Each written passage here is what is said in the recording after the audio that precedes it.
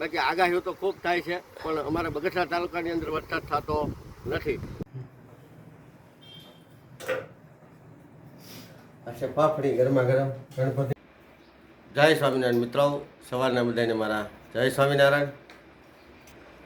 ચાલો આજે આપણે સવારમાં જાગી ગયા છીએ. સવારમાં જ જાગવાનું હોય, પણ વહેલા ઉઠી ગયા છીએ. આજ આપણે યાર્ડમાં ગયા હતા, થોડાક બટેટા લઈ આવ્યા છીએ. કારણ કે ગુરુવારે આપણે દાંડિયા રાસનું આયોજન છે, એટલે આપણે નાસ્તા પાણીને એવું બધું ગોઠવવું છે.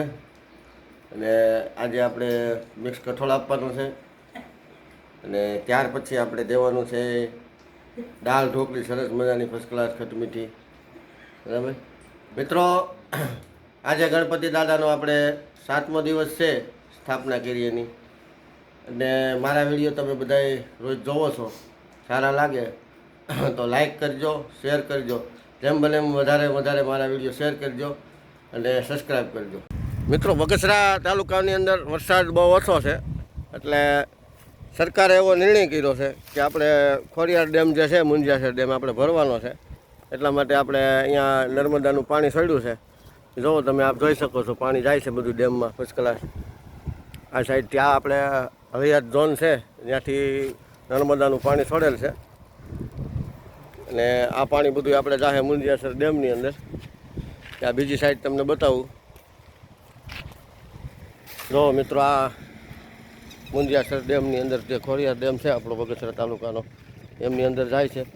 કારણ કે આ વખતે વરસાદ બહુ ઓછો છે, એના કારણે ડેમ આપણો ભરાણો નથી. એટલે ડેમ ભરાવાનું કામકાજ ચાલુ છે બગસરા તાલુકાની અંદર. મિત્રો, બગસરા તાલુકાની અંદર બહુ વરસાદ ઓછો છે, એના લીધેથી કદાચ આપણે શિયાળાની અંદર પાક ઓછો થાય. તો સરકારે એવો નિર્ણય કર્યો છે કે બગસરા મુંજિયાસર ડેમ ભરવો. એટલે જે હળિયાતનું જે ઝોન છે એ ત્યાંથી પાણી છોડ્યું છે, અને બગસરા ખોડિયાર ડેમની અંદર પાણી જાય છે. બરાબર, બાકી આગાહીઓ તો ખૂબ થાય છે, પણ અમારા બગસરા તાલુકાની અંદર વરસાદ થતો નથી. આ સિઝનની અંદર લગભગ બધાએ ખૂબ સરસ આગાહીઓ કરી છે. અને હમણાં પણ મેં થોડીક આગાહી સાંભળી કે જુલાઈ અને ઓગસ્ટ ભૂલી જાઓ, આવો વરસાદ થાય, પણ એ બગસરામાં નહીં, બીજે. બરાબર, તો આપ જોઈ શકો છો આજે પાણી છોડ્યું છે એ આપણે અત્યારે મુંજિયાસર ડેમની અંદર જાય છે. અને ખૂબ સારી વાત છે કે બગસરાની અંદર આવો ડેમ ભરાય છે.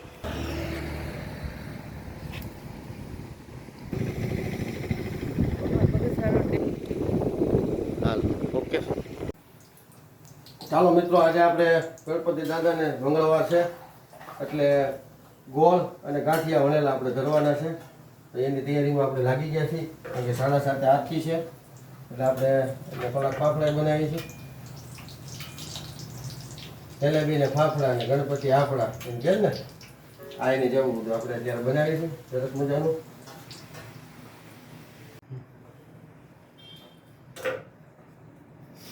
આ છે પાપડી ગરમા ગરમ ગણપતિ દાદા હારું. ગાંઠિયા તો આપણે ઘણી વાર બનાવીશ, પણ આજે આપણે દાદા આપણી ઘરે બેઠા છે અને મંગળવાર છે, તો કીધું આજે દાદાને આપણે ગોળ ને ગાંઠિયા જમાડવા છે આજે. એની માટે આપણે આ તૈયારી કરી રહ્યા છીએ.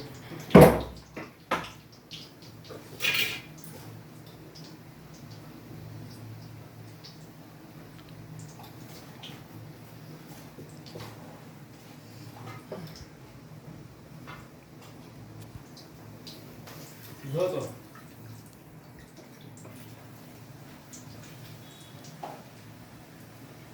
તો મિત્રો, આપણે ગાંઠિયા અને ફાફડી કમ્પ્લીટ છે ગણપતિ દાદાને ધરવા માટે.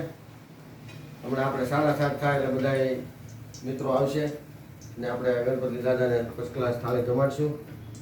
ને હજી થોડોક લોટ પડ્યો છે, આપણે હવે અત્યારે આ પ્રસાદીની આપણે ગાંઠિયા તૈયાર કરી લીધા. હવે થોડોક લોટ પડ્યો છે, આપણે જમવા ટાણે બનાવીશું. આપણું કામ અત્યારે થઈ ગયું છે ગાંઠિયાનું.